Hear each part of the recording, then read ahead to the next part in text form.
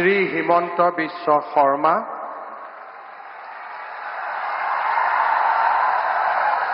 ঈশ্বৰৰ নামত শপত লওঁ যে বিধিৰ দ্বাৰা স্থাপিত ভাৰতৰ সংবিধানৰ প্ৰতি মই প্ৰকৃত বিশ্বাস আৰু আনুগত্য পোষণ কৰিম।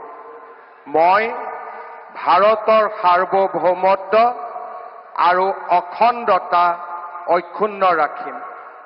মই অসমৰ মুখ্যমন্ত্ৰী হিচাপে মোৰ কৰ্তব্য বিশ্বস্ততাৰে আৰু শুদ্ধ অন্তঃকৰণেৰে সম্পাদন কৰিম আৰু মই ভয় বা পক্ষপাত, অনুৰাগ বা বিদ্বেষ নোহোৱাকৈ সংবিধান আৰু আইন অনুসাৰে সকলো শ্ৰেণীৰ লোকৰ প্ৰতি ন্যায় আচৰণ কৰিম।